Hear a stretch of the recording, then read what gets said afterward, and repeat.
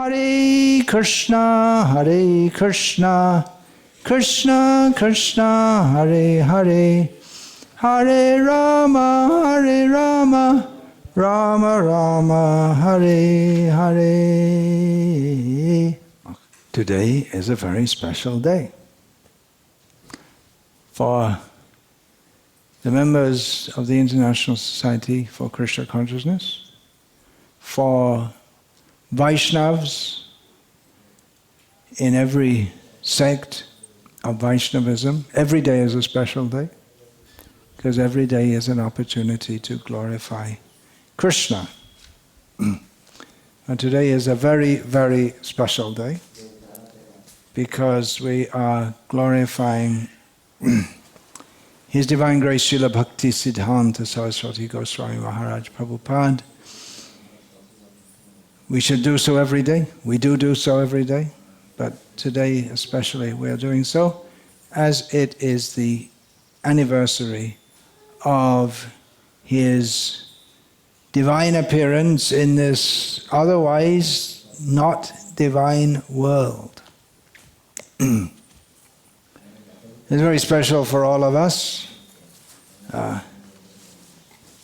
By His mercy, we're gathered here together to glorify Krishna, to glorify Him. Krishna says, Mad Bhakta Puja Bhyadika, that better than worship of me is worship of the devotees. So we're glorifying Krishna today, especially by glorifying this magnificent personality. I feel that this day is especially special for me.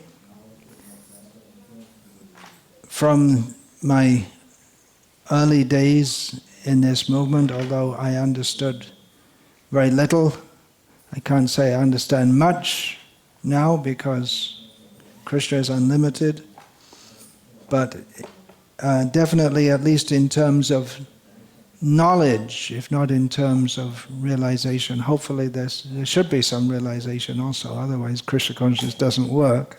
So I should have made at least some modicum of advancement in Krishna consciousness. But in those early days, despite being very neophyte, I remember especially in our Berry Place temple in London, where especially meditating upon the picture or the presence of Srila Bhaktisiddhanta Sarasvati Thakura and the picture on the wall there, and being so much awed by everything about his personality, his intense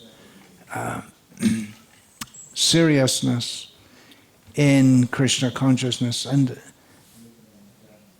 this day is special for me also, as I remember those years in which I was continually absorbed in translating and meditating, translating from Bengali various statements of his and about him, and about the whole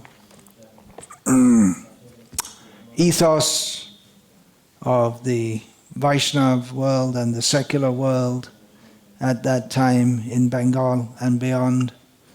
It was a very deep meditation, a very purifying meditation, and as a result of that, meditating upon how to convey this in the English language, and the result was the Sri Bhaktisiddhanta Vaibhava, a work in 3 volumes, which I plan to expand upon now that 2 extra sources about his pastimes, personality, and characteristics became available after the appearance of this book. I don't yet have access to that, but hopefully very soon I should be able to. And in due course of time, Krishna willing, Krishna who is time willing, I should be able to peruse and work into an expanded edition of Sri Bhaktisiddhanta Vaibhav, what I learn from that. But I won't be able to take that up very soon because I'm now continually absorbed in thinking of our own Srila Prabhupada and his mission as I'm working on a compilation similar in some ways to Sri Bhaktisiddhanta Vaibhava, but not directly describing the pastimes of our own Srila Prabhupada, because they are documented elaborately elsewhere. But especially, and not even very much his philosophical teachings, because they of course are documented in his books and the transcripts of his lectures and in memories of devotees and so on. But this is about the mood and mission of Srila Prabhupada, his instructions of how he wanted the movement that he set in course from New York City to be conducted. So that's the essence of the book, and definitely about his personality also to some extent, because that's also documented elsewhere. So concentrating on that. Actually, shortly after Sri Bhaktisiddhanta Vaibhava was published, my godbrother Yashomati Nandan Prabhu from Gujarat, to distinguish him from another Yashomati Nandan Prabhu, who was Prabhupada's disciple from New Zealand, he said to me, "You should write something about this, like this, about Srila Prabhupada also." So now I'm doing that, but specifically on the mood and mission of Srila Prabhupada. And like Sri Bhaktisiddhanta Vaibhava, I thought it would be a fairly small project which I could finish quite soon, and it grew and it grew and it grew, because that is the nature of transcendence, that however big we think it is, it's always bigger.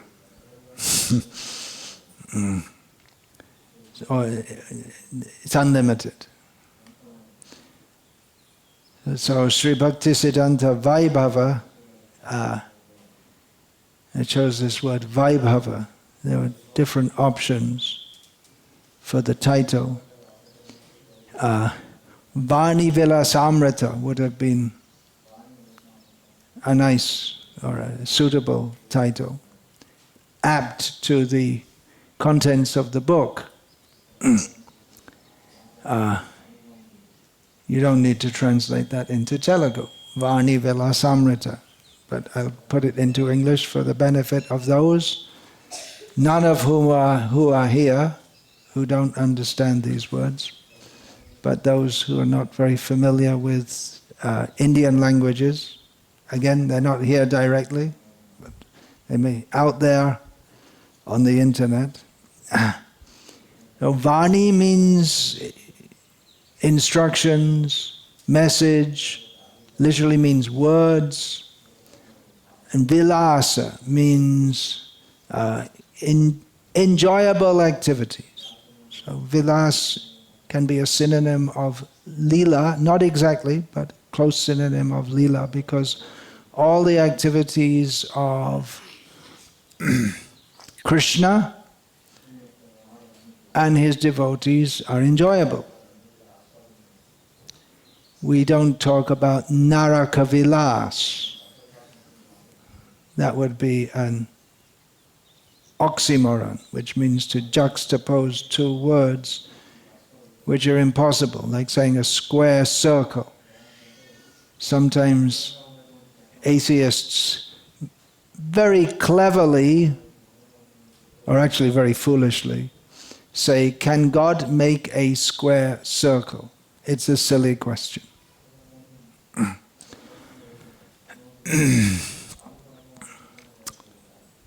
Because God has given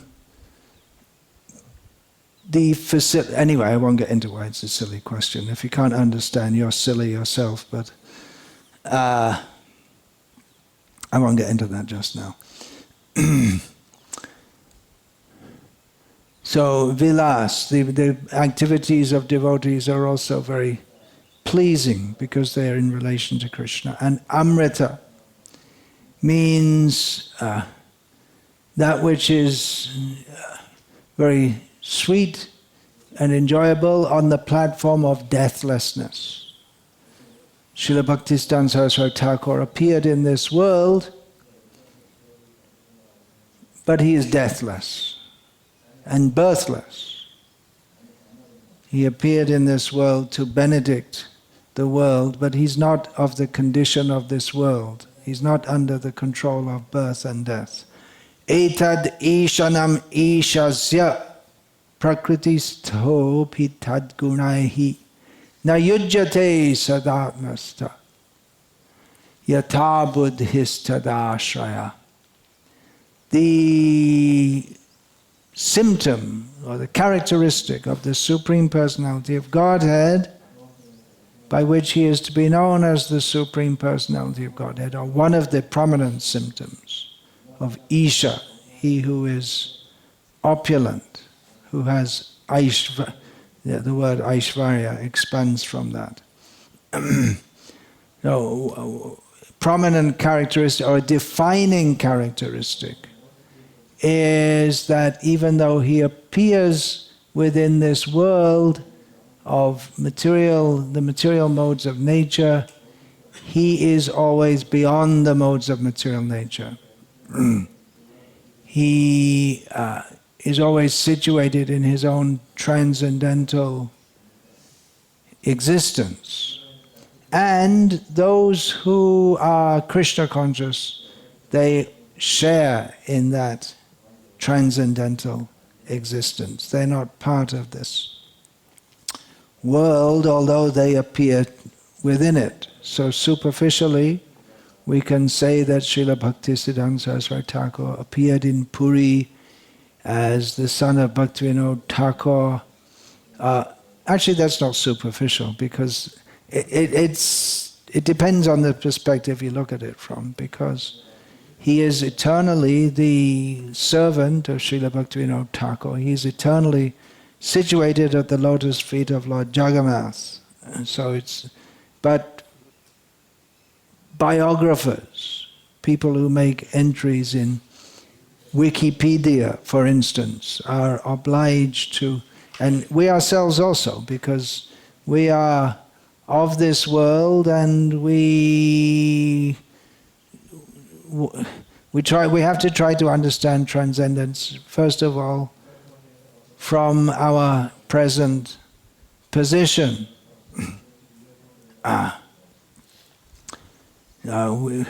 If we describe about Krishna, we'll say he appeared in this world. When did he appear? Where did he appear? Krishna is beyond this world. But in describing his pastimes in this world, we have to consider in terms of when, where, who did he appear as the son of, because everyone appears in this world as the son of someone, with a few exceptions. Narasimha Dev is Stambaja, born from a pillar.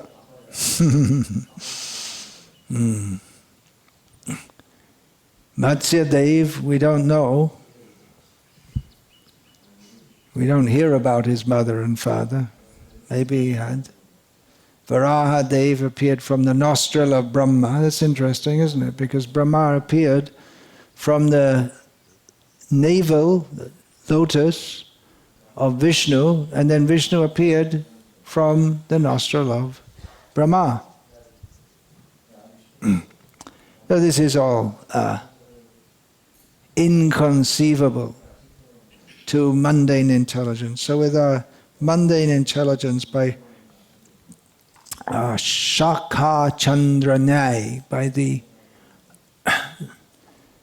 method of showing a child the moon by saying, you see those two branches of the tree? Look, and in between that you'll see the moon. The moon's not between the branches of the tree, but to our vision it appears to be between the branches of the tree, and we can begin to understand the moon by stating that it's between the branches of the tree. And then we can go on to explain, actually it's 230,000 miles away, if we believe what the modern scientists say, or a lot further, if we are to 95 million miles, Srila Prabhupada put it at, if we are to accept the version of Shastra. So we can begin to put within our framework of reference so that we can begin to understand a great personality who appears in this world by saying he appeared in such and such a place on such and such a date as the son of such and such a person in such and such a caste, and went to such and such a school and was educated in these subjects. We can say all these things, which is peripheral. Bhaktisiddhanta Sarasvati Thakura, in one lecture he gave, which was transcribed and published as Rai Ramananda, which is an overview of Chaitanya Mahaprabhu meeting with Rai Ramananda and the discussion that they had. And first of all, Bhaktisiddhanta Sarasvati Thakura explained how Chaitanya Mahaprabhu was traveling in South India and they met.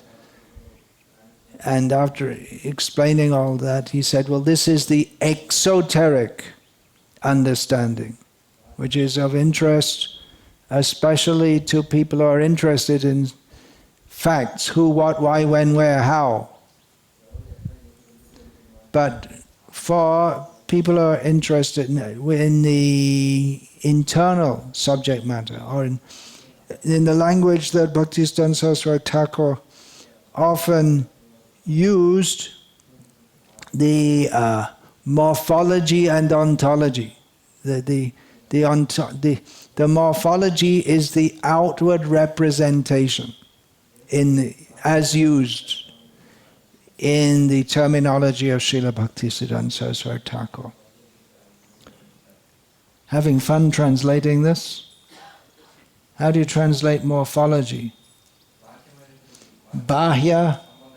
Okay, all right. You can't do it in one word. It's not so easy. Maybe there is a word. There's probably a biological term for it, because it's borrowed from biology. And ontology is a term borrowed from philosophy, meaning the essential characteristic. Sarangsha, that's a fairly easy one. But I don't know, there must be some term in philosophy, in Sanskrit for that exactly, which I can't think of just now.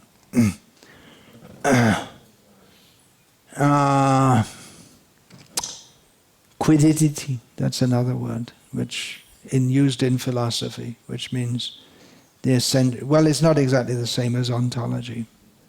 There are all these technical terms. Bhaktisiddhanta Sarasvati Thakura was, his English was pretty tough. Someone should translate that Brahma Samhita rendering from, he did it in English, right? Someone should translate it from English into English. How about that? From his English to understandable English,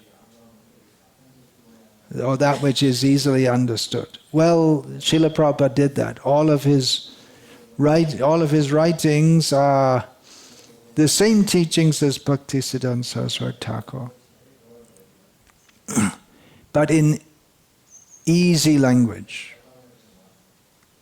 Difficult concepts in easy language. Bhaktisiddhanta Sarasvati Thakur presented difficult concepts in tough language, whatever language he used. Mostly he used Bengali and English, mostly Bengali actually, for speaking and for writing, and sometimes English. But his Bengali was also very difficult, in as much as it was highly Sanskritized, which is helpful for communicating philosophical truths, as you will find in languages like Bengali and Telugu and all Indian languages, which are largely derived from Sanskrit. If we want to discuss philosophical and spiritual matters, it's most appropriate to do so using Sanskrit terminology. The language is very suitable for that. But it's a specialist's argot, which means a specialist's terminology or language. And I was reluctant to, I'm even researching Bhaktisiddhanta Sarasvati Thakur. I started out with the idea that I would research. I started when? That must have been mid-1980s. And I thought that, well, several of Srila Prabhupada's godbrothers, disciples of Bhaktisiddhanta Sarasvati Thakur, are still present in the world today. So let me interview them, find them and interview them, and then we'll preserve some of the memories of Srila Prabhupada, Bhaktisiddhanta Sarasvati Thakur, with the idea that was, I believe the Prabhupada Lamrita had started to be released, and I thought that I could do it for Bhaktisiddhanta Sarasvati Thakur. I thought, as I had access to the Bengali language, and I'd learned to speak and read Bengali by that time.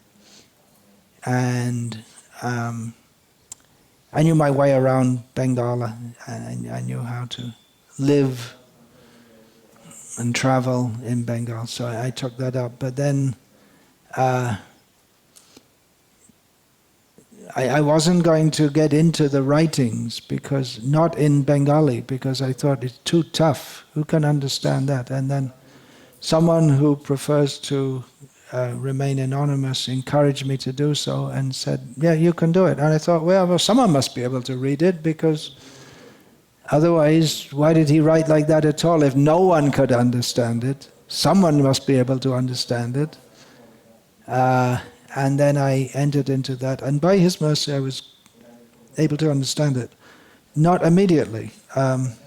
It's not only the language that he used, but also the remarkable manner in which he presented various concepts, and not only the vocabulary that he used, but he often had long sentences.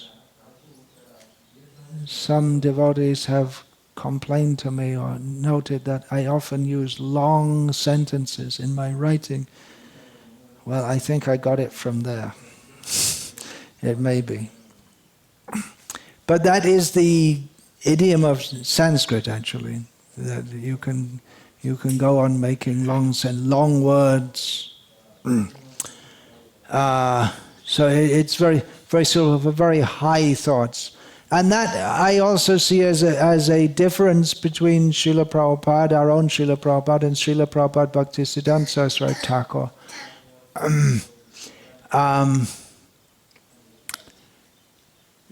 This book, I should get back to that. Sri Bhaktisiddhanta Vaibhava. I eventually used the word Vaibhava. which is shorter and easier for people to remember. Vaibhava, the word can be translated in different ways. One way is magnificence, which makes it difficult for you to translate because Vaibhav is already there in Telugu. But there are various synonyms of it also. I thought of a synonym for Vaibhav of magnificence, which is more specific than Vaibhav, which we can also mean glory, grandeur, and so on. How about this? Mahot Kushtata. Did you all understand that? You could all follow that? Yeah.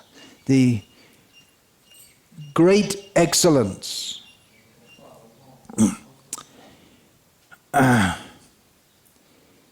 actually, Sri Bhaktisiddhanta Vaibhav is, though I say it myself, a magnificent book. I may say, hey, that's not right, I'm glorifying myself. But no, by saying it's a magnificent book, I'm not glorifying myself. I'm just commenting on the personality who is that book, because it's about him. He made the book possible. There wouldn't be a book about him if he hadn't appeared in this world. And he is magnificent. So if the book is to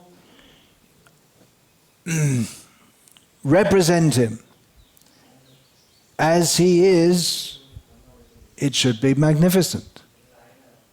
It should bring out that magnificence.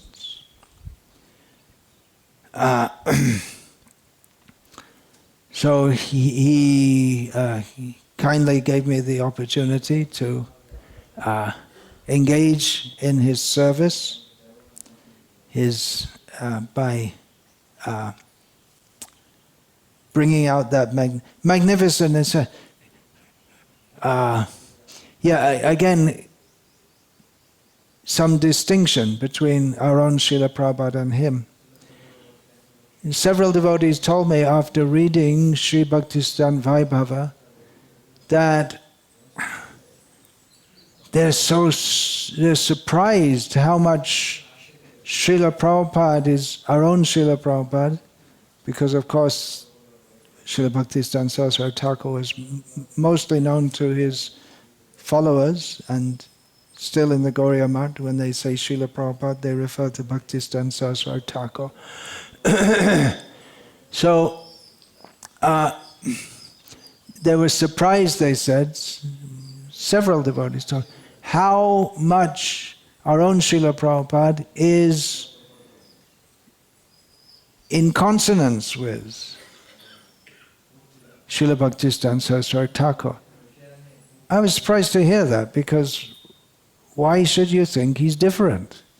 That's our own Srila Prabhupada, his claim, and every Acharya's claim to teach others is that he's simply following in the footsteps of the previous Acharyas.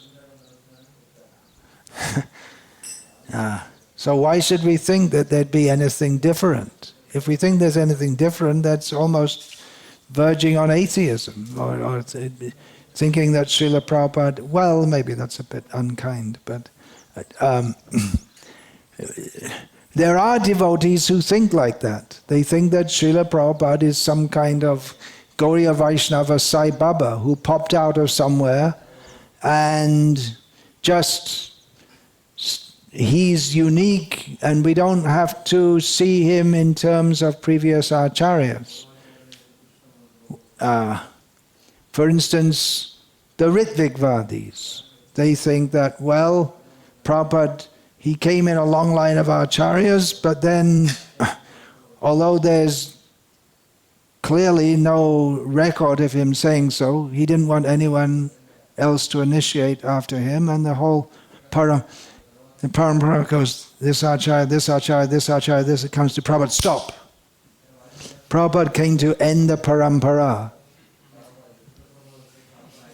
He popped out of somewhere. The previous acharyas, Somewhere in a list, that's all. But he always taught us to, Srila Prabhupada himself always taught us, that his authenticity comes not exactly from being a pure devotee of Krishna. The idea is that no one can be a pure devotee of Krishna after Prabhupada. This is Ritvik Vadon. Or which totally undermines his whole mission, because he came to give pure devotion to Krishna. He was a failure or something. Or even if you become a pure devotee, you can't come to the level of Prabhupada. Well, yes and no. I don't want to get into it too much because it's another discussion.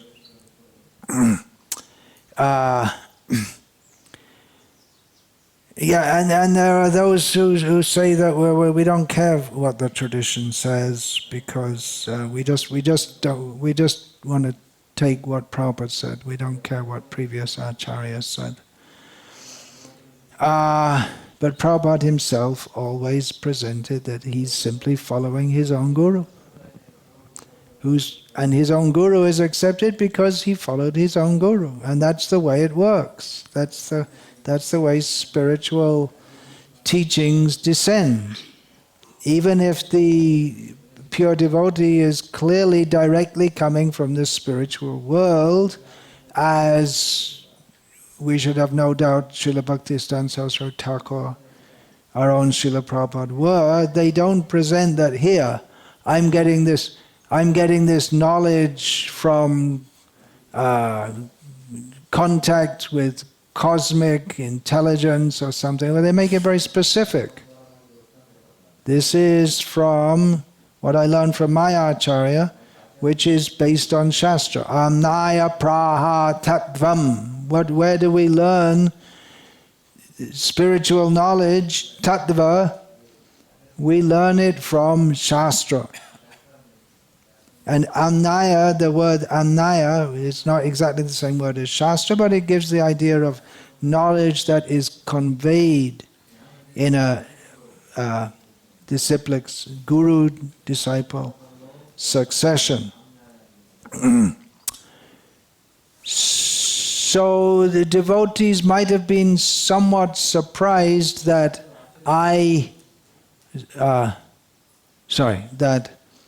Srila Prabhupada is so much in line with Bhaktisiddhanta Sarasvati Thakura, because in some ways he was different.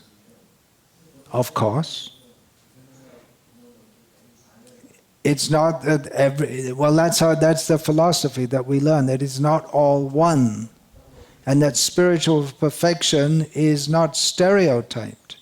Everyone is an individual with an individual personality in perfection also. It's not that you just, all your personality just ceases to exist. But rather one's actual personality becomes manifest. This is real personality development.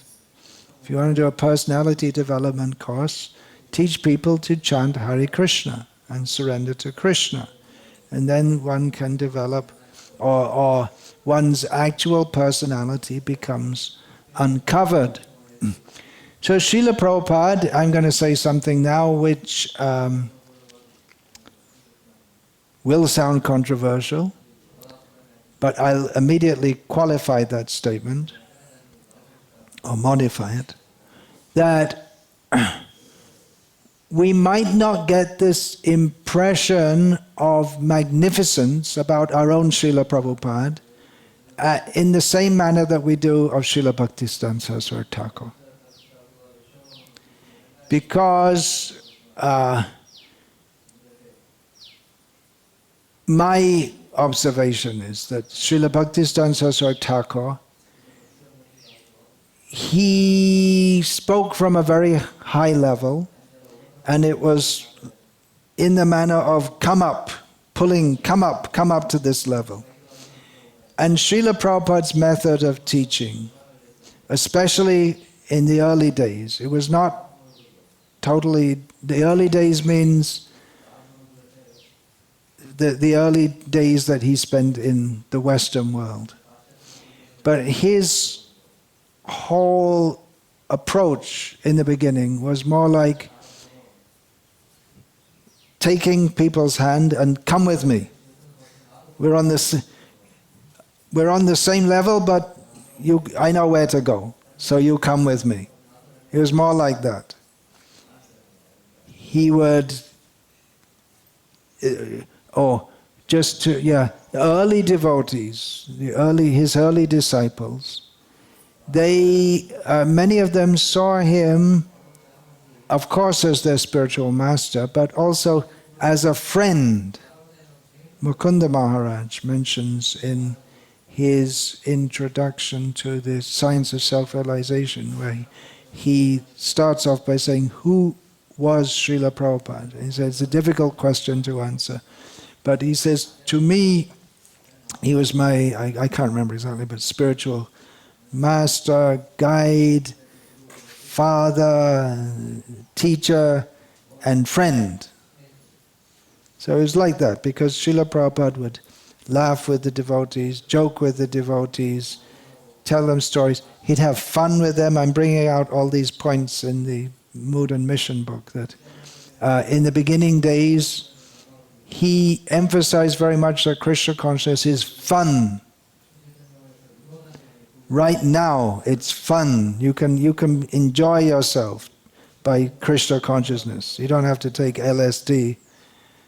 Chant Hare Krishna and be happy. And later on, he started to stress more and more the seriousness of Krishna consciousness. But Bhaktisiddhanta Saraswati Thakur was all, and later on, especially, devotees tended to see Srila Prabhupada as a regal figure, king-like. Bhaktisiddhanta Saraswati Thakur, he was always very grave. Sometimes he told jokes, often sarcastic. And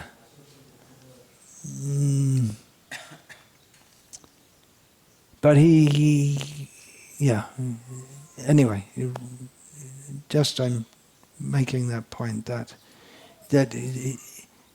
everything about him was magnificent, and certainly Srila Prabhupada also, but in a different way.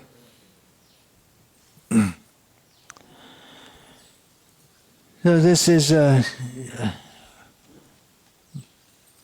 very special day for me, as I said, because I was continually absorbed in thought of him for so many years. And in another way also, because one prominent feature of Srila Bhaktisiddhanta Saraswati Thakur, Rupanoga Viruddha Pasiddhanta Dvanta Harne. He is that great personality who removes the darkness of the wrong conclusions, conclusions that are deviant from those of Srila Rupa Goswami concerning the teachings of Gauriya Vaishnavism. So I feel that also about myself in a minuscule way. I'm not consciously thinking that I'm trying to follow in his footsteps, but there's some comparison. I'm also trying in a very small way to point out to the orthodoxy or the Vaishnava orthodoxy of the present day that some things that you do and say are seriously wrong. His courage, his boldness, his unflinchingness, they are qualities to be remembered. It's not easy to do so, we may say, well, he was like that, but it wasn't. It wouldn't be easy for anyone to do what he did, to stand against the Vaishnava orthodoxy and say that, well, you got it wrong in so many ways. It wasn't easy for him. It's just like Srila Prabhupada came to the Western world and he had to undergo so many difficulties to establish Krishna consciousness in the Western world.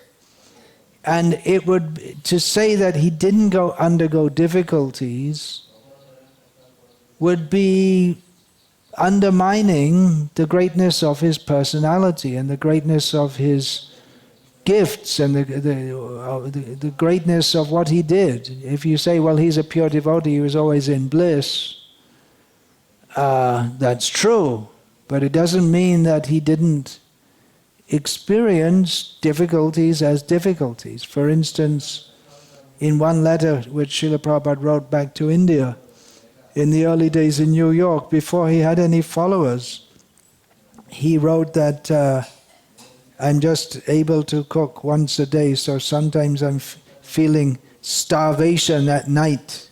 He couldn't eat at night. It's very cold in New York in the winter, very cold, more cold than any, that's another thing, more cold than anything Srila Prabhupada had experienced. So to say that it wasn't difficult would be undermining his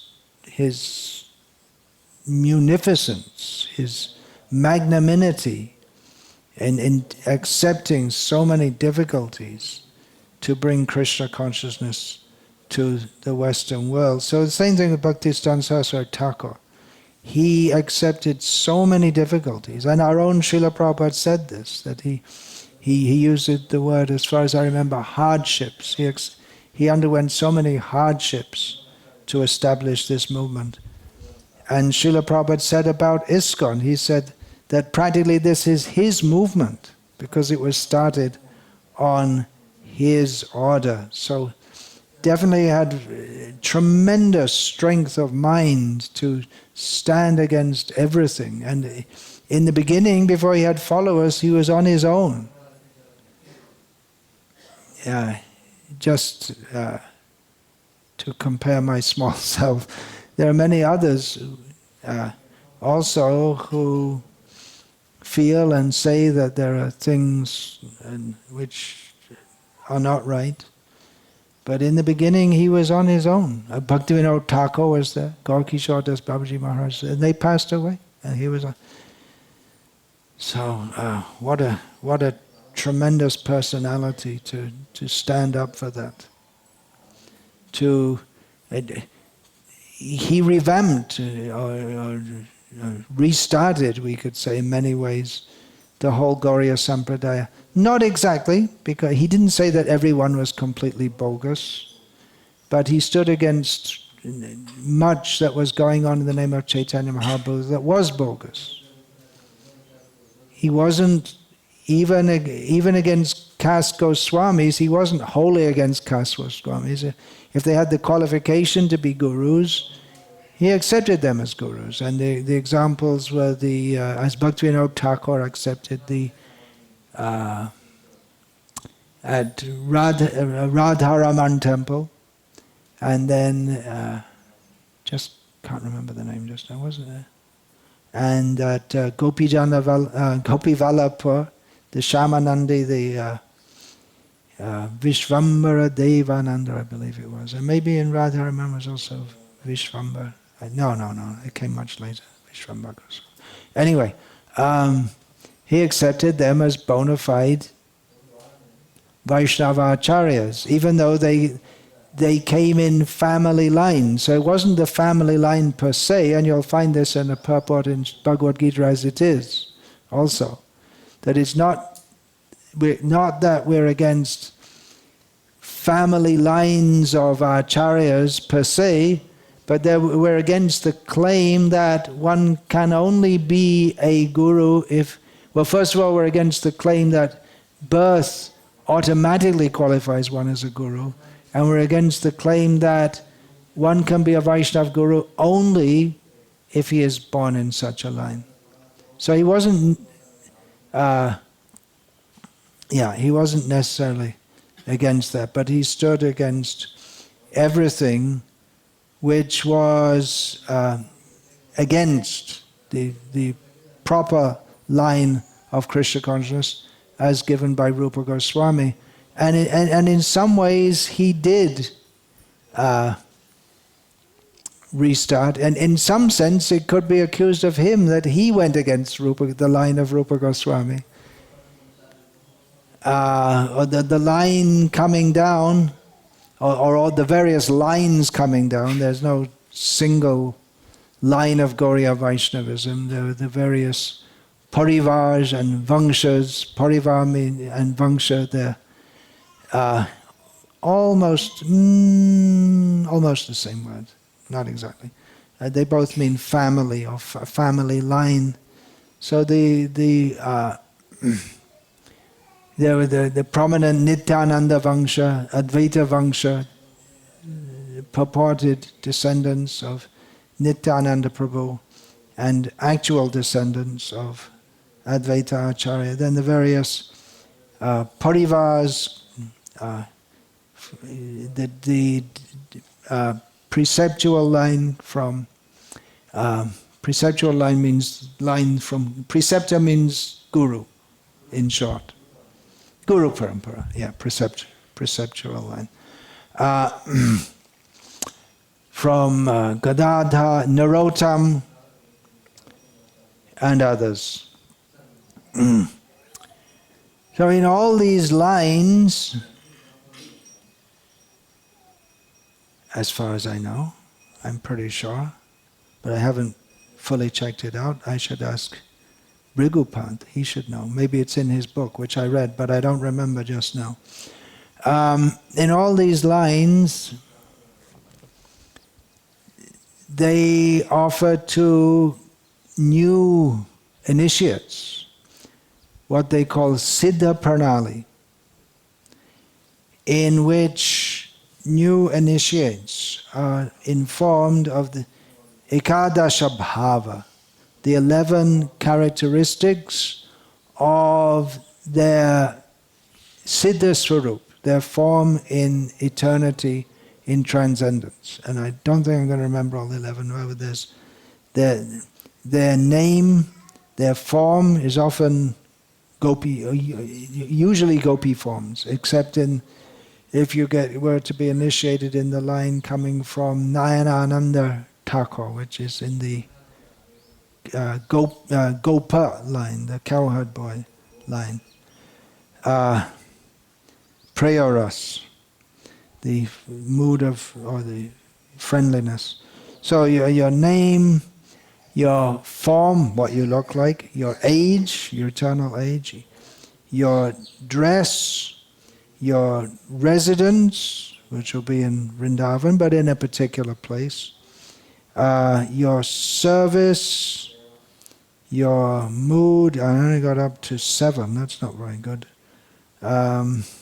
Your group leader, because you have to serve under you're liberated, but you're under a guru up there also.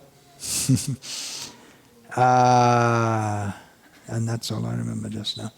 So the 11 characteristics were given, and then you start to meditate on that, with the idea that by meditating, yadrishi shraddha siddhi bhavati tadrishi, yang vapi, according to one's faith, one attains siddhi, perfection. So meditating on this, one will gradually come to be situated fully in that situation. And one takes guidance from the Guru about how to execute your service under him or her, in her position in transcendence, service to Radha and Krishna. and it's a quite detailed subject. Bhaktisiddhanta Saraswati Thakura, for various reasons which I won't elaborate here, de-emphasized this Siddha Pranali, which wasn't actually taught. We don't find it directly in the teachings of Chaitanya Mahaprabhu. It was introduced shortly afterwards by that in Puri, under Swarup Damodar. What's his name? I just don't remember now. Gopal Guru Goswami. He made the first Radha Krishna Smarana Padati. I don't remember exactly the name now. The book of the methodology of remembering Radha and Krishna. All these things were introduced from there. We can't say they're bogus because they were introduced by bona fide devotees. But who is eligible for that has to be seen also.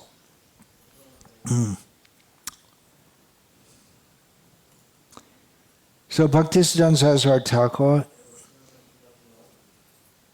introduced or emphasized, let's say, he didn't introduce, but he more emphasized the process beginning at the beginning given by Rupa Goswami in his Bhakti Rasamrita Sindhu.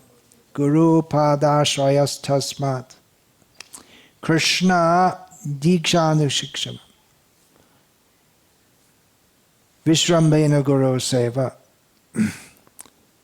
Beginning with these the 64 processes of devotional service, which Rupa Goswami calls Vaidhi Bhakti, or Bhakti according to rules. And there are various rules. Some of them very basic or essential to the process of devotion, or core, let's say, well, Rupa Goswami himself says there are 5 processes among the 64, which are and Rupa Goswami of course took that from Chaitanya Mahaprabhu, and took all of this from Chaitanya Mahaprabhu, as we find in Chaitanya Charitamrita. The 5 processes are essential, namely, Asat Sangatyag, not quite. The positive manifestation of that. Okay, say it first. Say it from the beginning. You almost got it. Asat Sangatyag, what's the opposite of that? Sadhu Sangha. Not Nam Kirtan. Nam Kirtan comes second.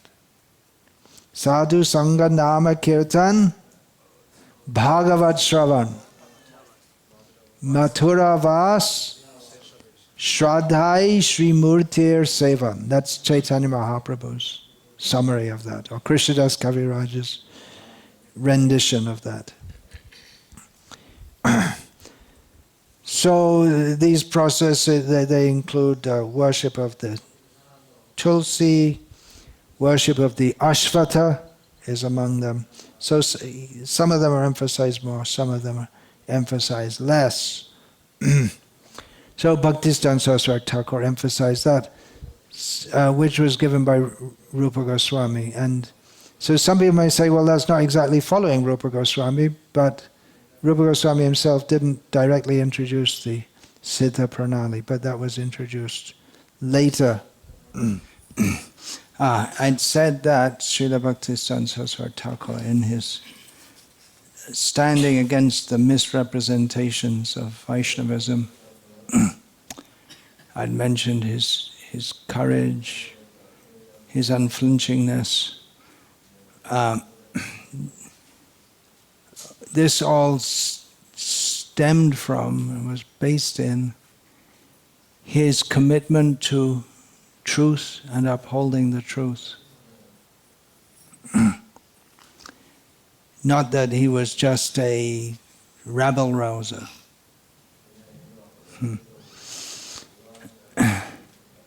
or that he wanted to make some name for himself as being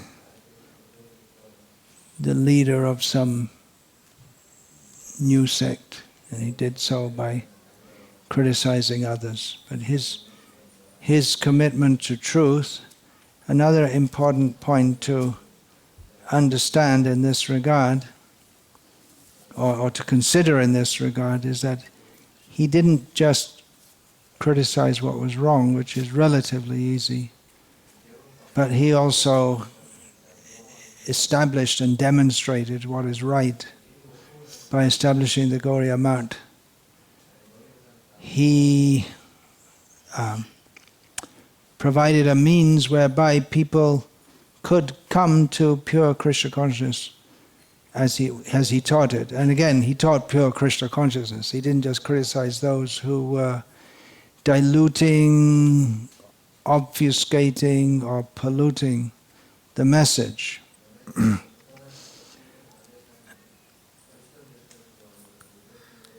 So that's an important difference.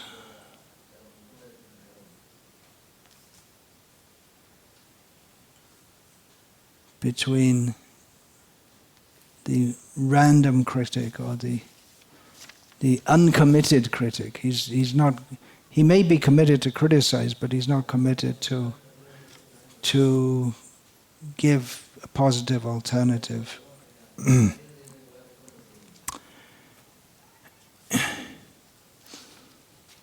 One among his many characteristics,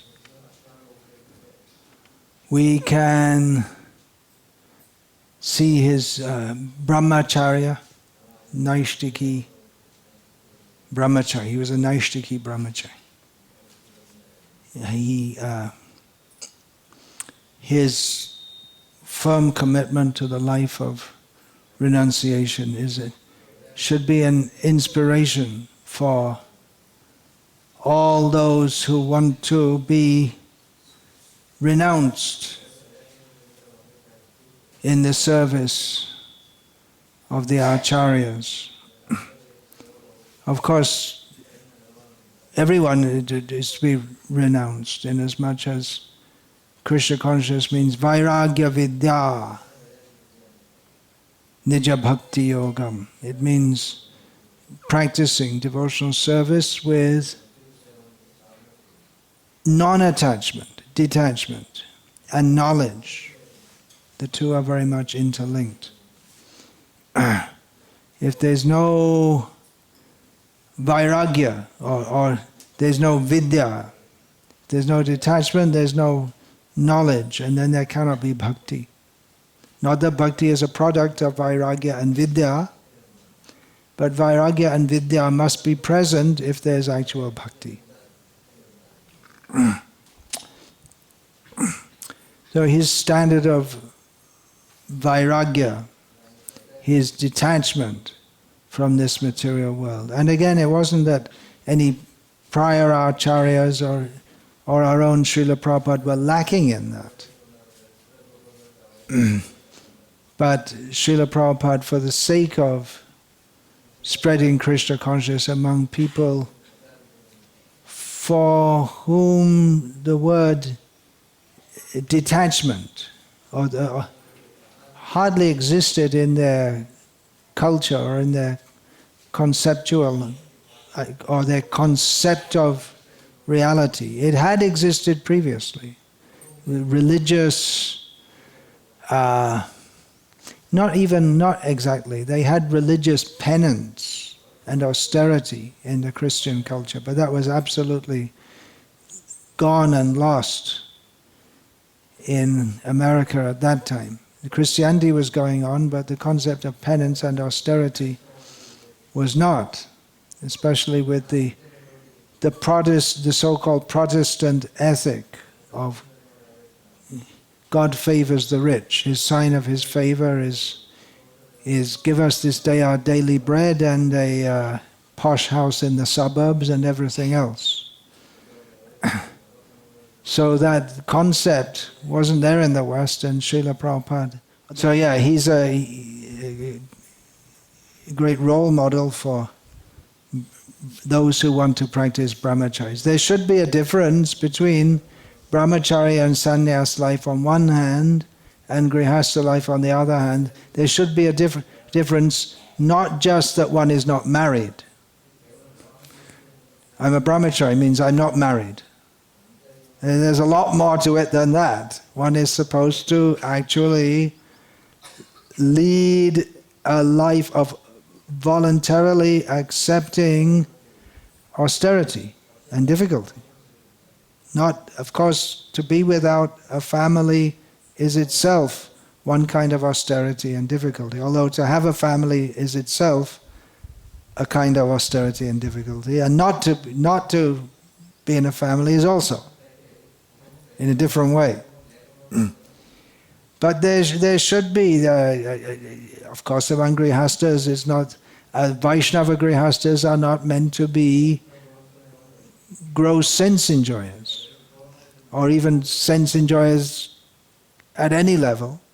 But there is a license for that, for dovetailing that in Krishna's service by producing children for Krishna's service. And Bhaktisiddhanta Sarasvati Thakura said that if I could produce Krishna-conscious children, I would be prepared to have sex 100 times. Prepared to have 100 children. But still he didn't. So it should be manifest that one is not inclined or engaging in sensual activities, comfortable living, and all these things.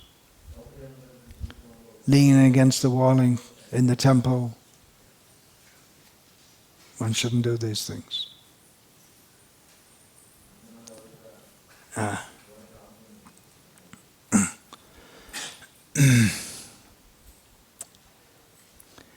Another prominent aspect of his personality is his scholarliness and intelligence. Definitely divinely inspired. His spiritual intelligence. So some of you who are learning, just like our brahmacharis are supposed to be learning, and they're supposed to be taking prasadam just now, isn't it? Some of them left, some of them didn't. Some of them are more renounced. They're real hardcore brahmacharis. But I think at that age, it's not a bad idea. Kunja Bihari can stay. How old are you? 14, 15? How old? 14. So you can fast till midday. The others, maybe 12. You want to fast? Okay, very good, very good. We're not going to force you to take prasad. I'm sure we don't have to force you when the time comes.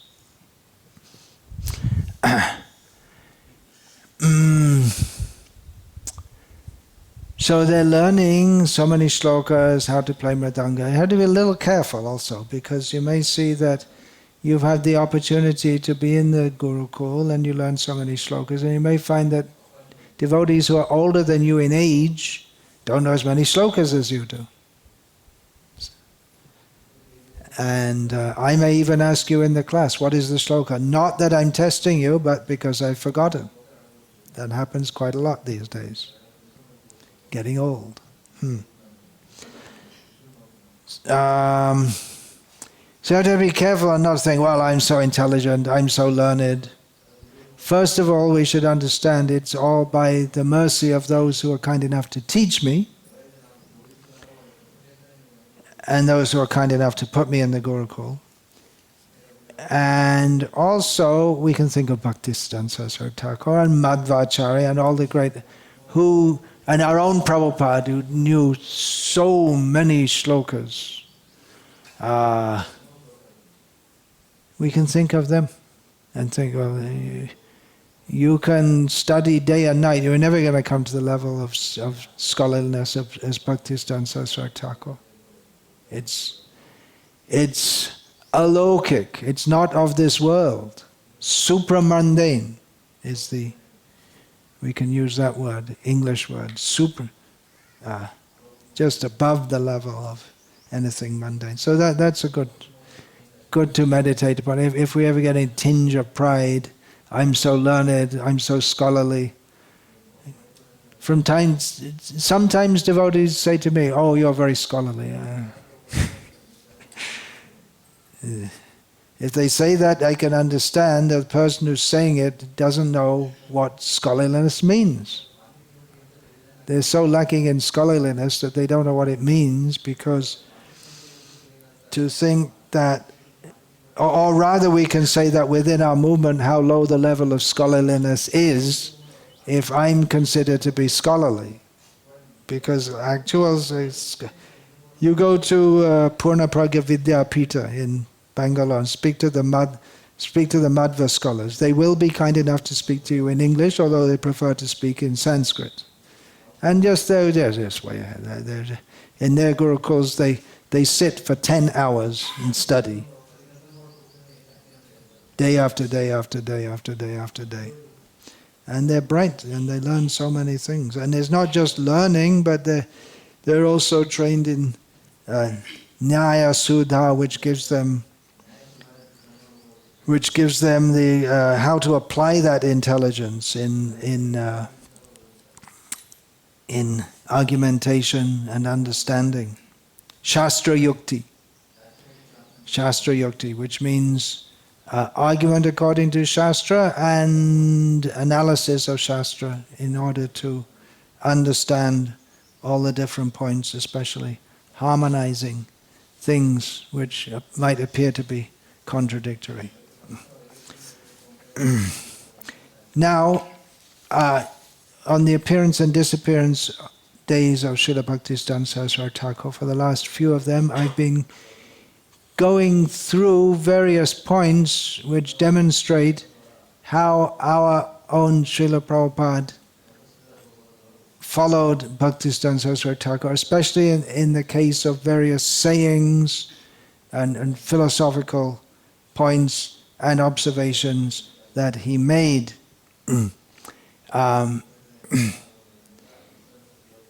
Everything, of course, Srila Prabhupada learned from his guru, but even specific teachings he took from Srila Bhaktisiddhanta Sarasvati Thakur. So I've been going through some of them, where Srila Prabhupada, as he often did, would say, "My Guru Maharaj used to say." And then Prabhupada would quote that, and then he would explain it. So I'm going to continue with that now, with maybe the most important of all the things that Bhaktisiddhanta Sarasvati Thakur taught, in as much as the thing which Srila Prabhupada picked up or emphasized most of all from Bhaktisiddhanta Sarasvati Thakur. Of course, he picked up the service to Krishna, surrender to Krishna, chanting the holy names, love of Srimad Bhagavatam. Actually, when he was initiated, when our own Prabhupada was initiated, he asked Bhaktisiddhanta Sarasvati Thakur for some instruction, and he was told, "You read Bhakti Rasamrita Sindhu." He was told that. Now you're sitting on the edge of your seat, although you're sitting on the floor. What is it? What is that essential teaching? Prana cheja hetu prachar. That's the way Srila Prabhupada rendered it, which is quite acceptable in the original prana chetar hetu prachar, which this comes in the poem comes at near the end of the poem, composed by Srila Bhaktisiddhanta Sarasvati Thakur, which begins, "Dushtaman, tumi kishe Vaishnav, pratishta tare nirjane ghare, tava harinama kevala kaitava." He says, Bhaktisiddhanta Sarasvati Thakur, wicked mind, he says. What kind of a Vaishnava are you? Simply for the sake of name and fame, you sit in a remote cottage chanting but your chanting is all simply cheating. And then Prana Cheja, who's actually got life, he should preach Krishna consciousness. Do kirtan. He should do kirtan. Kirtan in the sense of spreading the glories of Krishna and His holy names and Chaitanya Mahaprabhu. So this kirtan. And from this whole Siddha Pranali process of smaranam is emphasized very much, remembering the pastimes of Radha and Krishna. But Bhaktisiddhanta Thakur said, do kirtan. That is the main teaching of Chaitanya Mahaprabhu for our sadhana, how to attain siddhi. Hare Krishna, Krishna Krishna, Hare Hare, Hare Rama, Rama Rama, Hare Hare. Prabhu kahe kahilam, ei maha mantra, eha japa gya sabe kare nibandha. Eha hoite sarva siddhi, hoibe shobha sarva korn kaho nam vidhi nahiya. So this Chaitanya Mahaprabhu said, I just said the Maha Mantra. Everyone, a Maha Mantra, everyone should chant this Maha Mantra, following the rules and regulations, or making a vow to do so. From this process, everyone can attain complete perfection, siddhi. Everyone, so just chant the holy names always. That there's no other rule.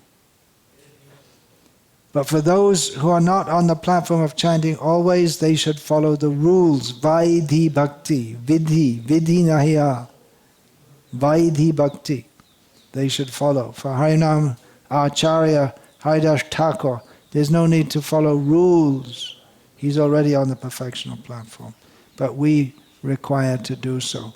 So these were the teachings of Bhaktisiddhanta Thakur, following Bhaktivinoda Thakur. That's another major aspect of Srila Bhaktisiddhanta Thakur. How he also is not self-made, although he appeared to be revolutionary, but he's following Bhaktivinoda Thakur and Srila Gaurkishore Das Babaji.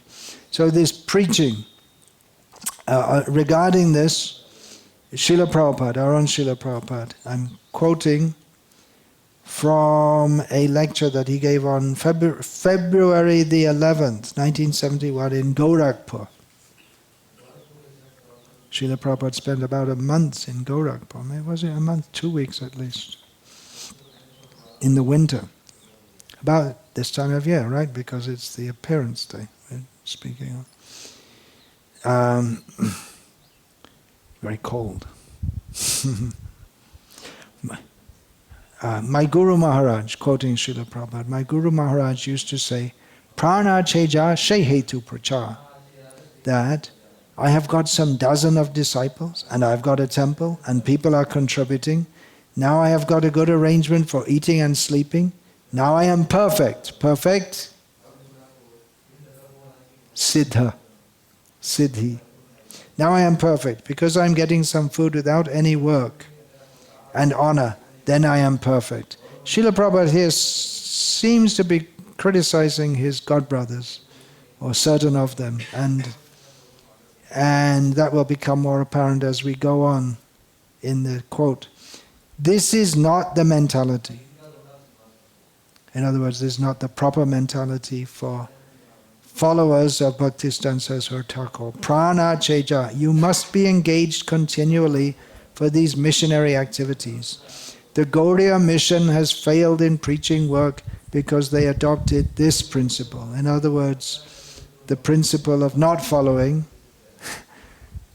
Prana Cheja Shehetu Pracha. As soon as they got a little shelter under the name of mutt or temple, and a few dozen, not a few dozen, 1 dozen, then he is settled up there. Now he is in bhajan. I got my temple, I have a few followers, I did my preaching.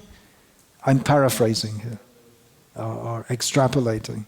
I have my followers, I preached and I established a temple, and now I'll retire and do bhajan, which means I do a little bhajan, ring the bell, and my followers, they go out and collect a little rice and they bring me prasadam. Srila Prabhupada is critical of this. Hare Krishna, Hare Krishna, Krishna, Hare Krishna, Hare Krishna, Hare Krishna, Hare Krishna, showing that he is a very great chanter. And what is your preaching? Lord Chaitanya ordered you, Priti Vite Ache Joto Nagaradi. Why don't you go? How you are Indian? How are you Indian? So Srila Prabhupada extended this criticism to every Indian. Why is not every Indian going and preaching all over the world, as Prabhupada did? Bharata bhumite hoilo manusha janma ja janma shata kare karo para upaka. Srila Prabhupada gave a lot of emphasis to this, that those who are born in India in a human body should take Krishna consciousness and make their life perfect, sarthak, meaningful, and do good for others, which means giving Krishna consciousness to others, not specifically opening hospitals and feeding children. There are those who, even within the International Society for Krishna Consciousness, believe it or not, make statements which become published in newspapers to the effect that we believe that to feel the hungry child is the best way to serve Lord Krishna. However, that was not the understanding of the acharyas imputed to the statement, Karo para upaka, help others, do benefit for others. So, continuing this quotation, therefore my Guru Maharaj condemned this policy. Mon tumi kishe Vaishnav, what kind of Vaishnav you are? Pratishta tare ne jane ghare, and simply for cheap popularity. Oh, he is a Vaishnav, he is chanting. All right. Pratishta tare ne jane ghare tava hari ne jane ghare. No botheration, because if there is no preaching, there is no botheration. You can sit down and show people, I have now become a very liberated soul, and chant and meditate. That means sleeping. This sort of business is condemned by my Guru Maharaj. Pratishta tare ne jane ghare tava harinama kevala. This is simply cheating. He did not approve of this business. He did not approve. He wanted to see that everyone is engaged in preaching work, some sort of preaching work, either indoor or outdoor. When you are indoor, you have to be busy writing articles for a magazine and proofread and so many things indoors. And outdoor, you have to go door to door, make them member, make them interested in this movement, collect money for expenses outdoor.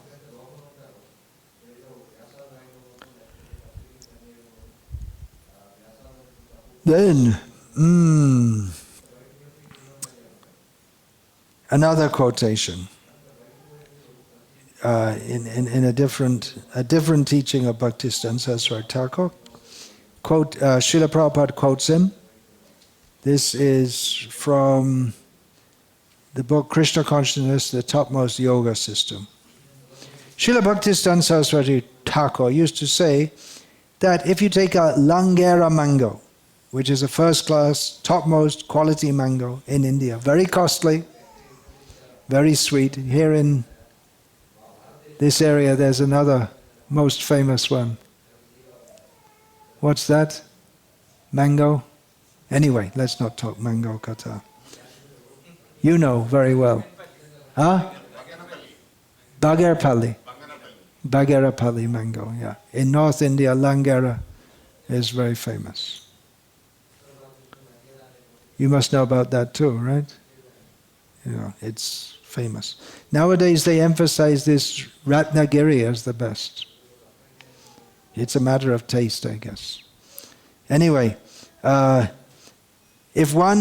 you take a Langara mango, very costly, very sweet and very tasteful, and go from door to door and try to distribute it freely, people will doubt. Why has this man brought this Langara mango? Why is he trying to distribute it freely? There must be some motive behind it. Similarly, Lord Chaitanya distributed this Krishna consciousness, Langara mango, very cheaply. He gave it freely. Enichi Oshadi Maya, Nashibaro Lagi. Harinama Mahamantra Lao Tumi Magi. I brought I brought the medicine, Chaitanya Mahaprabhu says, for material life, for releasing you from the lap of the witch of Maya. Take it. What? Take it begging. That's the only way. All you have to do is just beg it. Margit. Then there must be, people will think, there's some motive. There must be some motive.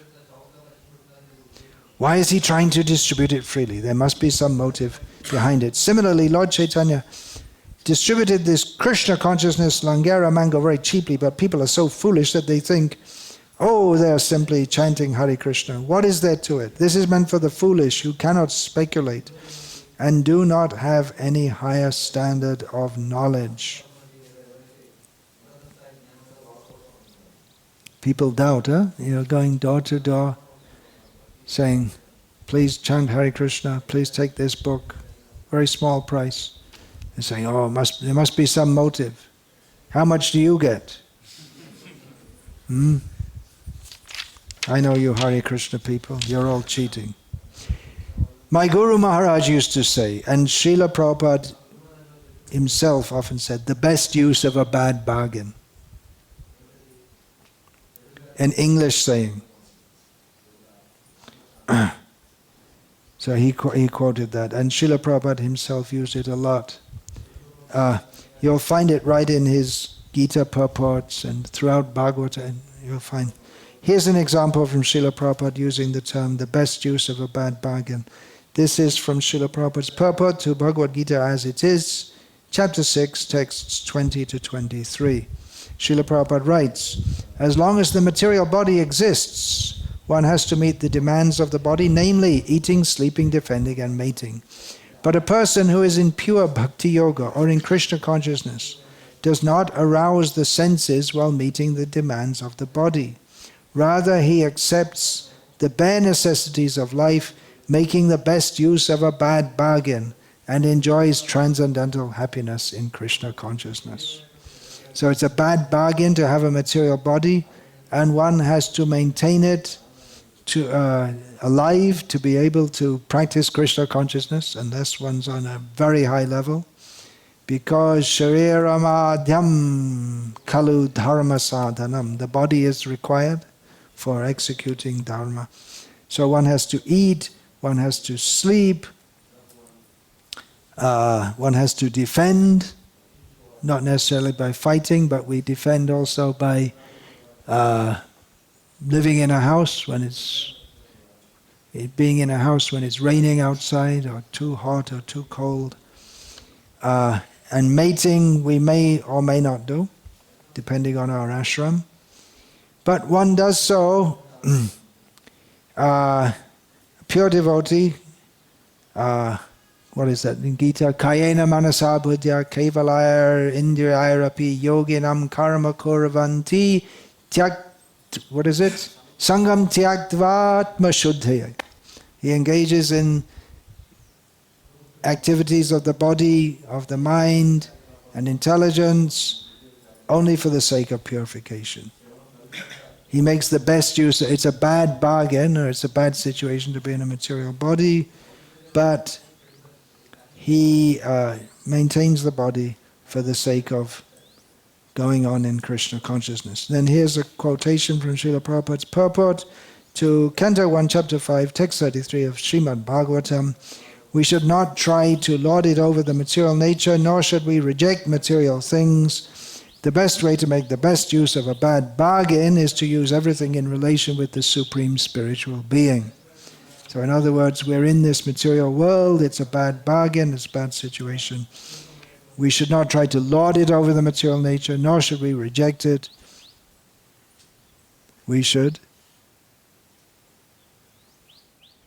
So we should not try to lord it over material nature, nor should we falsely reject everything, but use everything in this bad situation to serve Krishna.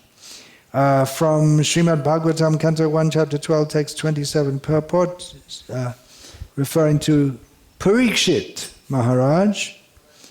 Since he was always protected by the Lord, he could have avoided the effect of such a curse, referring to him being cursed by Shringi. He could have avoided the effect of such a curse by the grace of the Lord, but he did not take such undue advantage for nothing. Rather, he made the best use of a bad bargain. For 7 days continuously he heard Srimad Bhagavatam from the right source, and thus he got shelter at the lotus feet of the Lord by that opportunity. So that's pretty straightforward and easy to understand. Now another saying of Bhaktisiddhanta Sarasvati Thakur, quoted by Srila Prabhupada. My Guru Maharaj used to say that. If somebody said that, we went to preach in such and such a place, only there were 3 or 4 in attendance, my Guru Maharaj used to encourage them, and it is factual, why 2, 3 men were there was sufficient. If there were none, you could speak and the walls would hear you. Why are you disappointed? So preach to the walls. If there's no one else there, preach to the walls. At least you can practice.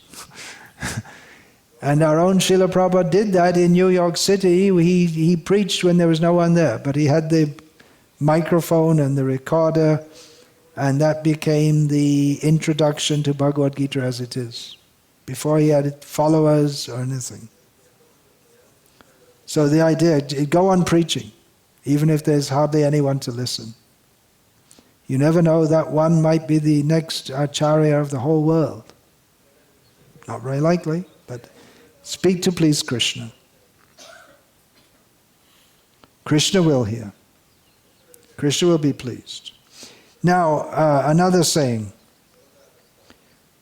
Vanchita vanchaka sampradaya. Vanchita means cheated. Do you say in Telugu? You don't. In Hindi they don't understand this, although it's Sanskrit. And vanchaka means a cheater. Cheater means someone who cheats you, not a leopard. There are many. There are no, I don't think around here you don't get cheetahs, no. But it has to be mostly in the forest area. They are. Yeah, up there in the Srikakulam area, there's forest is near there. You're not near the forest, huh? Forest is there, but in the middle of the forest, villages are. I see. The vanchita vanchaka sampradaya. The whole world is full of cheaters and cheated. So this is Prabhupada saying. And then another occasion, vanchaka vanchita, the whole world is going on. My Guru Maharaj used to say that one is cheater, another is cheated. Another, Srila Bhaktisiddhanta Sarasvati Thakur used to say, pour fund of knowledge. You've heard that one from Prabhupada. You might think, that's an unusual saying. Pour fund of knowledge. Fund, when you think of a fund, we think of money. Pour fund of knowledge. So where did Prabhupada get this saying from? He got it from Bhaktisiddhanta Sarasvati Thakur. Whenever he, Prabhupada quoting Bhaktisiddhanta Sarasvati Thakur, whenever he used to designate these Mayavadi philosophers, he would say, pour fund of knowledge. And of course, Srila Prabhupada extended that to mundane scientists and to anyone who, especially the Maya-aparita jnana types, the people who think themselves to be very intellectually advanced and by mundane standards might be, but they don't know Krishna. They don't want to surrender to Krishna. Poor fund of knowledge. So now you know where that phrase came from Bhaktisiddhanta Sarasvati Thakur.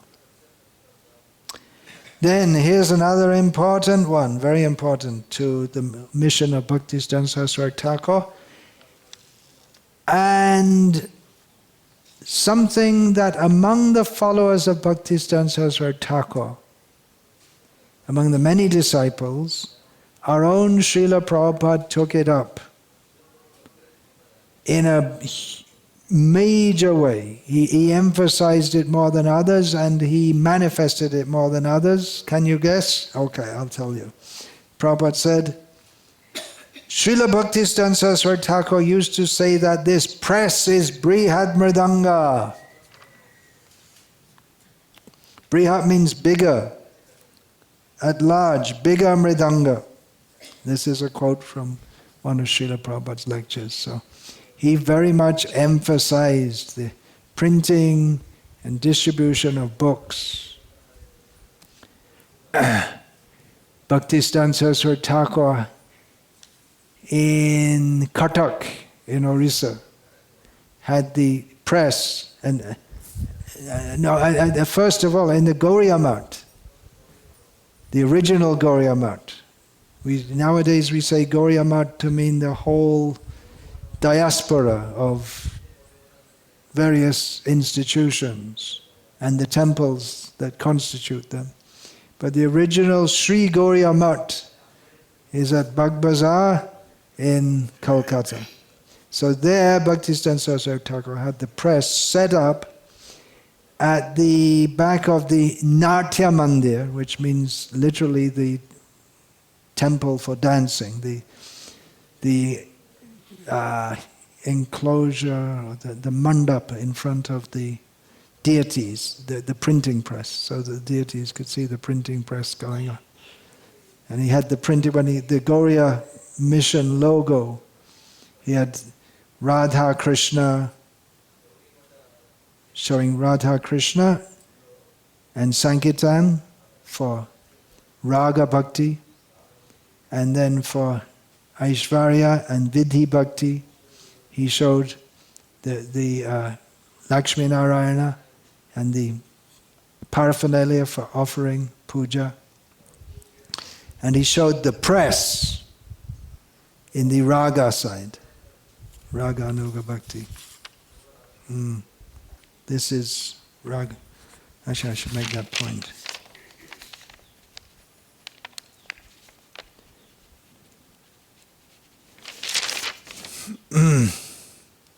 So Srila Prabhupada took that up in a huge way. Srila Prabhupada, when he saw the press that had been established in Boston, that was ISKCON Press, prior to the establishment of the Bhaktivedanta Book Trust. Later, devotees found it more practical to print with outside printers. And Prabhupada arranged that first of all too. The first large-scale printing with Dai Nippon printers in Japan. Prabhupada went there and personally negotiated with the printers. But the first press in ISKCON was a, what's the word? I can't remember just now. Cyclo-style, yeah, something like that. Very primitive and out-of-date kind of thing. We turn it by hand. Litho press, no. I just can't. Maybe, I think cyclo-style is right, but I was thinking of another word which is maybe synonymous with that. He got two of them which were used in New York for printing the Bhakti Godhead for the first time in the Western world. And then they got a press suitable for books.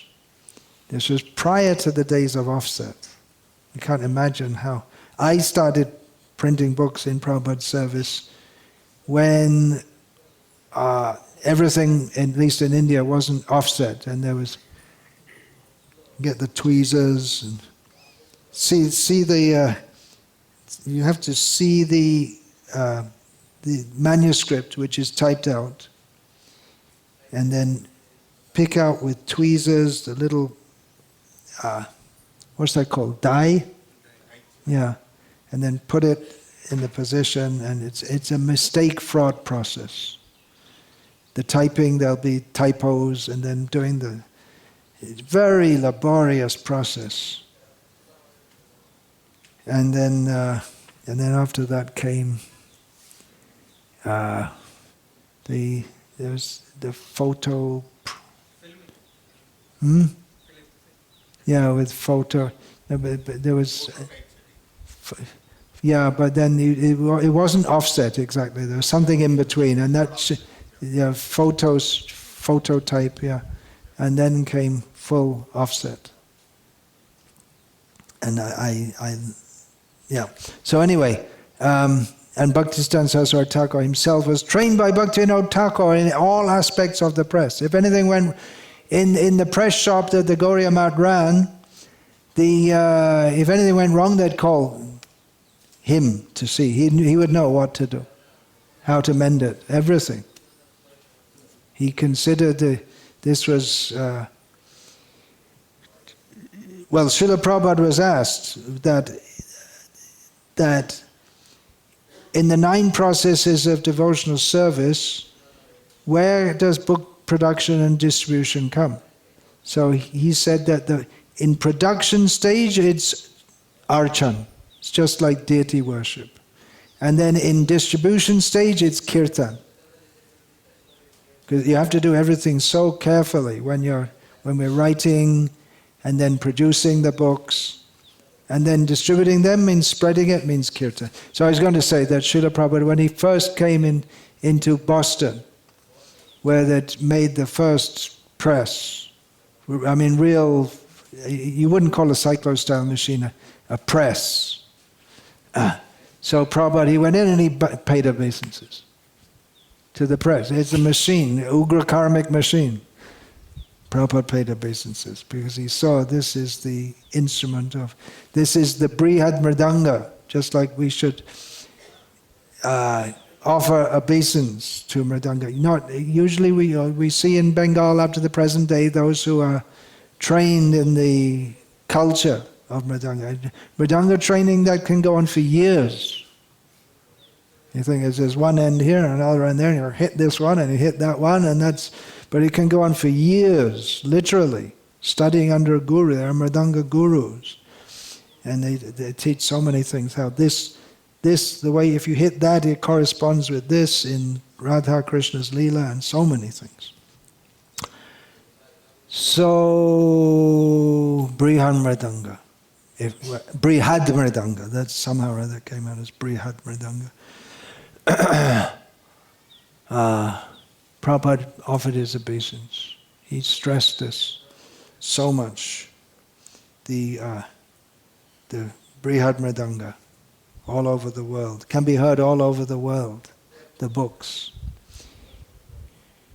And even though this movement started off, its public preaching activities with devotees going out on Harinam Sankirtan and distributing Back to Godhead magazines. Then later Srila Prabhupada emphasized, he said it's even more important to do Sankirtan by distributing books, which is quite a statement if we consider that Chaitanya Mahaprabhu's process is by going out with mridangas and kartals and doing Sankirtan. That's generally what the word Sankirtan means, but Prabhupada, taking the cue from his own spiritual master, made the Brihad Mridanga books distribute. Okay, one more I'll do for today. This is again from that talk in Gorakhpur on Srila Bhaktisiddhanta Sarasvati's appearance day. My Guru Maharaj used to say like that finish this business in this life, don't delay for the next life. Turnam yatet. This is taken from Bhagavatam. Turnam yatet napatad anumrityaya. Before you die, do it quickly because you're going to die soon. Anityam. You have to do whatever is required so that we don't get born again. We have to go back to Godhead. Hare Krishna. Any question, please? Or observation? Oh, okay then. Like Srila Prabhupada. Like Srila Prabhupada. The word like has to be there. Yeah, like Srila Prabhupada has Bhaktisiddhanta Goswami. Oh, okay. There's a valid use of it. Has he? Has Bhaktisiddhanta Goswami engaged in any ecstatic kirtan? Ecstatic kirtan. That's interesting. What did Bhaktisiddhanta engage in any ecstatic kirtan? Yes. Now you want me to tell you about it? At every second he was engaged in ecstatic kirtan. Not a moment of his existence passed without ecstatic kirtan. as far as him manifesting that in dancing and so on, there's no record that I'm aware of. Although he did encourage his disciples to do so.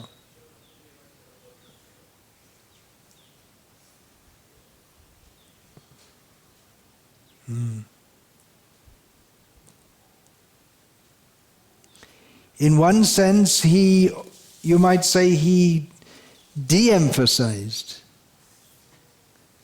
ecstatic kirtan. Not exactly, I have to explain that. Because among Bengali Vaishnavas there was and is a culture of pseudo-ecstatic kirtan, or much exhibition of ecstatic symptoms without ecstasy, actually, because there's no real ecstasy can be understood by the fact that they're not situated properly in Vaishnava behavior.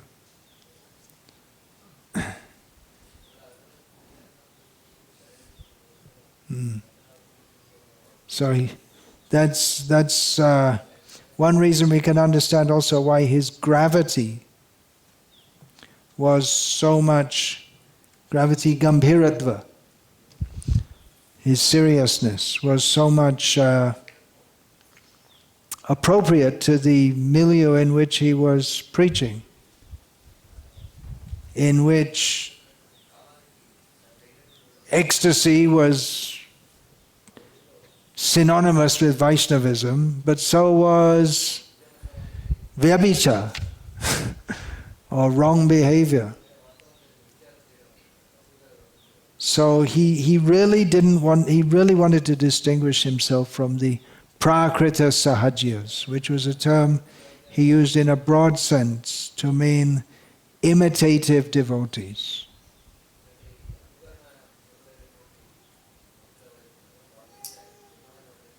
Maharaj, on usage of harmonium in kirtans. Usage of harmonium in kirtan, you won't find in the Gauriya Math if they're actually following Bhaktisiddhanta Sarasvati.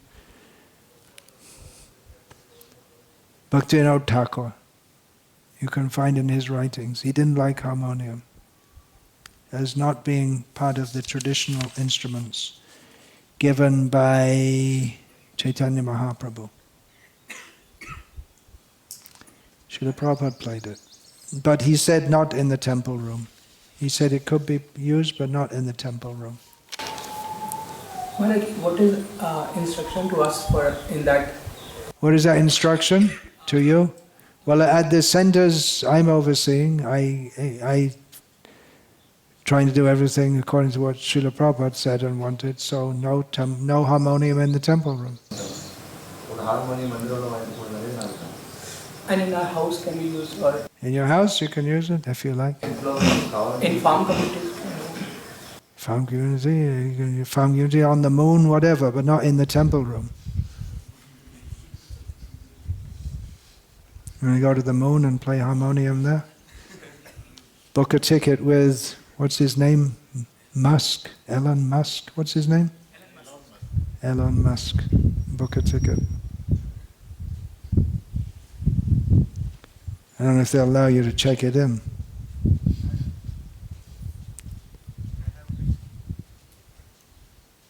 You have a question? Better be a good one. Yeah.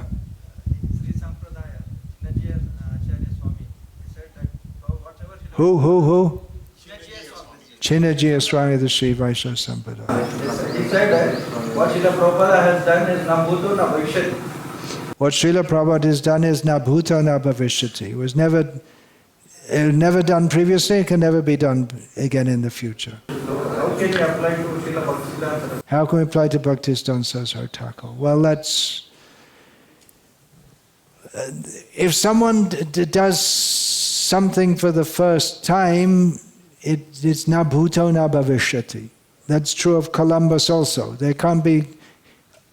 No one discovered America, so-called, before he did it, and no one could do also afterwards, because he did it. So Srila Prabhupada established Krishna consciousness in the Western world. No, it's not possible to do before or after. That's true of everyone in everything that we... I snap my fingers. Okay, so at the particular coordinates in which I'm existing, never and at the particular time, it's not possible for anyone to do so, previously or afterwards, because the time has gone. So it's not possible that situated exactly down to the nano degree, or whatever the word is, for the longitude and latitude at the particular time down to the nanosecond. It's not possible that anyone in future would do or afterwards would do what I did then. So in one sense, we're all doing things which are na bhuto na bhavishyati. We certainly hope that no one ever has to do what Bhaktisiddhanta Sarasvati did in reforming the Gauriya Vaishnava Sampradaya. We hope that it won't be so corrupt, although it's quite likely, because that's the nature of this world, that everything becomes corrupted. Although it's unlikely that it would be in exactly the same way, because Maya is Bahurupini. She takes many forms.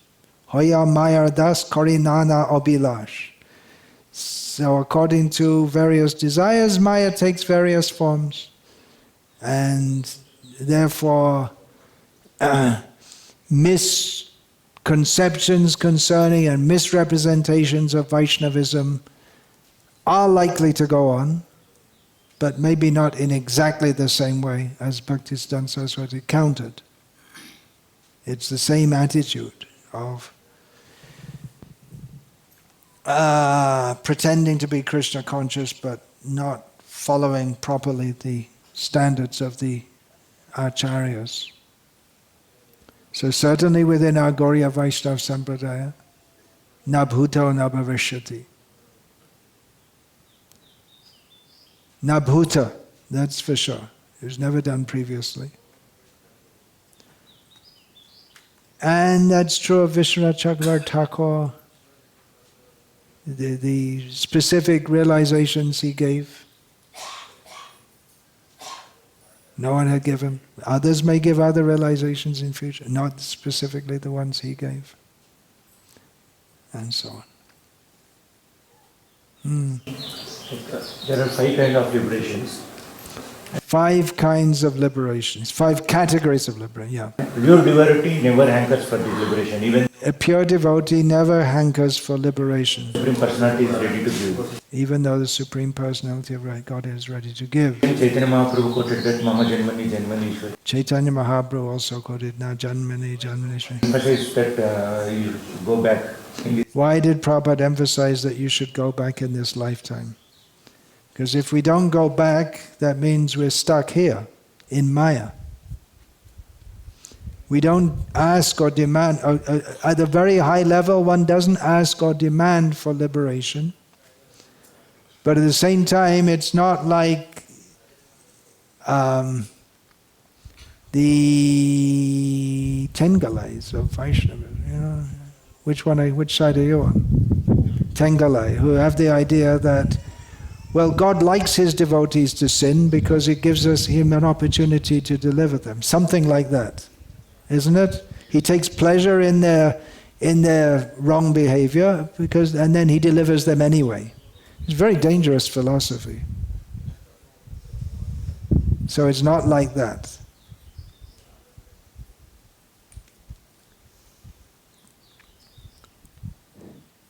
What is that verse? Sarupya samistu sarshti salokyatvam ityuta diyamanam nagarnanti vinamat sevanang janaha.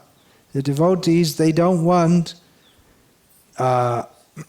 opulence the same as the Lord, proximity to the Lord, sarupya, the same kind of form as the Lord, and I said that, sarupya, I said that. Sarshti Samipya. Sarshti, Sarupya, Samipya, Salopya. Residing on the same planet as the Lord, unless they have the opportunity to serve Him. That's the point. It's not that we say, the Lord says, okay, now you come and be with me. No, I don't want. It says in Srimad Bhagavatam, we don't want Salokya. It's not that we don't want, but we don't want it without the opportunity to serve Him. That's the point. It's not saying that we out and out reject liberation, but it's saying that we want service to Him.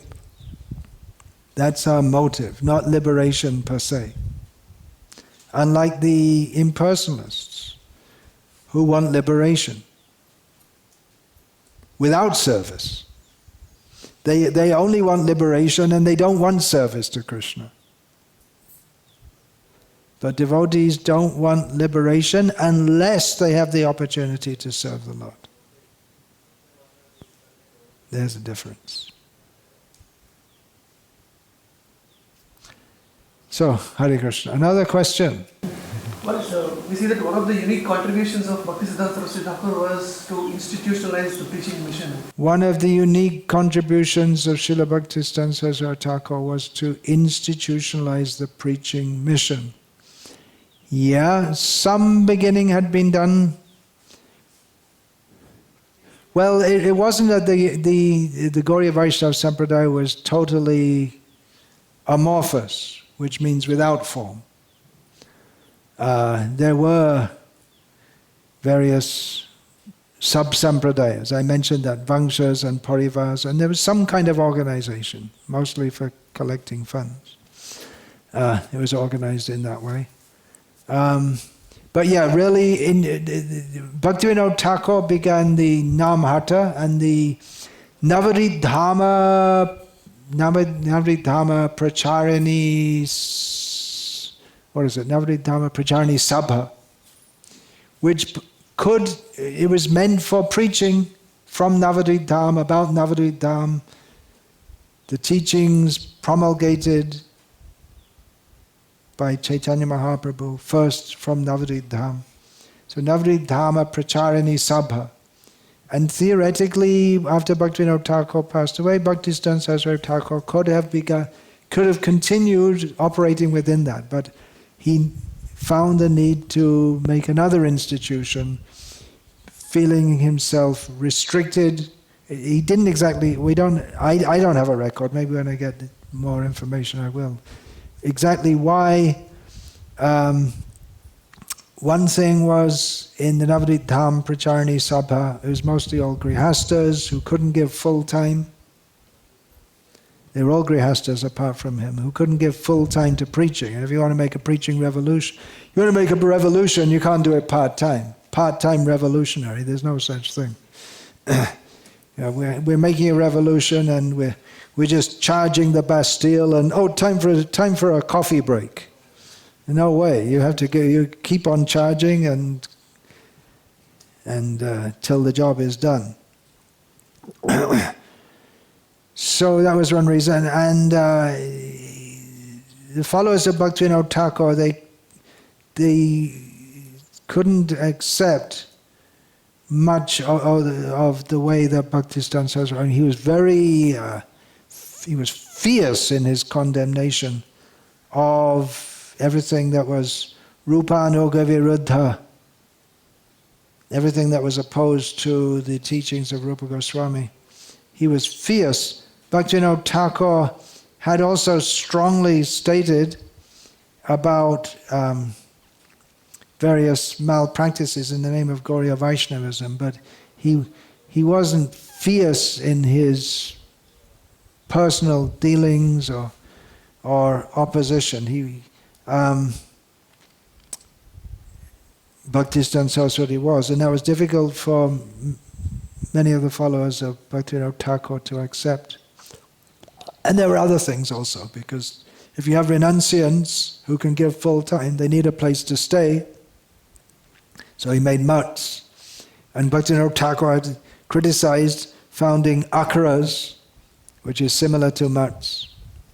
He'd criticized that renunciants shouldn't do that. But Bhaktisiddhanta Sarasvati Thakur understood the essence of that Bhaktivinoda Thakur was against making a residence for supposed renunciants to live a comfortably not very renounced life in the name of Vaishnavism. Just like our own Srila Prabhupada said, our temples are not meant for eating or sleeping, but for their bases from which to go out and preach Krishna consciousness. So there are many things. If you read Bhaktisiddhanta Vaibhav, then you'll get more insight into all these things. What is my question was actually in the matter of... Well, yeah, you were saying he introduced institutions. But I was just qualifying that by saying he didn't institute. And already in previous sampradayas also, some institutionalization is there in the Ashtamat of the Madhvas, 8+3 of the Madhvas. Some institutionalization is there. Wherever there are temples, there has to be some kind of system, and when there, But the key instruction that we hear from Prabhupada is a governing body should be there for institution. the governing body should be there for the institution. It was not followed by Gaudiya Mata. That was not followed by the Gauriya Mat, and Prabhupada said that was the cause of their downfall. But we seem to have it in ISKCON. We seem to have what in ISKCON? Governing body. We seem to have, we definitely have a governing body commissioning, to be precise. But still we see more. But still there are problems, yeah. So, Well, the governing body commission is supposed to guard against various deviations. Whether they are doing so to the full or desired extent is debatable. I won't say more about it now. what kind of institutional management can we understand? So, What kind of institutional management can be done to rectify that? It's a massive discussion, which is it's not for at the end of a class, which is not about that topic anyway.